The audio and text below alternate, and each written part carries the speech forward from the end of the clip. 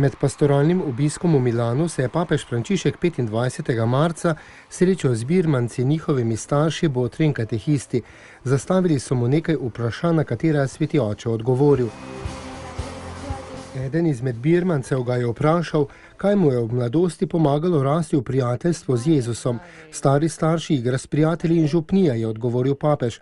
Prvi so bili stari starši, ki so mu pripovedovali o povsem običajnih stvarih. Naprimer, naj ne gre spat, ne da bi Jezusu rekel lahko noč. Stari starši imajo življenjsko modrost, s katero nas naučijo, kako biti bližje Jezusu. Zato je sveti oče birmancem svetoval, naj se z njim veliko pogovarjajo, naj jim zastavljajo vprašanja in naj jih poslušajo.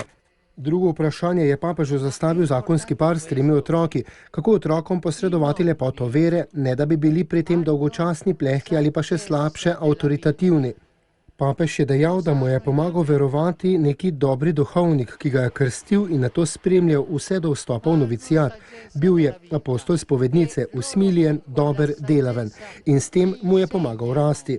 Zadnje vprašanje, ki ga je svetemu očetu zastavila ena izmed katehistin, pa je bilo, kako se odpreti za poslušanje in dialog z vsemi vzgojitelji, k čemu že dlje časa spodbuja milanski nadškof. Misliti, čutiti, delati. To naj bo temelj vzgoje, ki jo svetuje papež Frančišek. To je vzgoja z razumom, srcem in rokami v harmoniji 3 jezikov. Srečanje s svetim očetom se je na stadionu sicer udeležilo skoraj 80.000 oseb.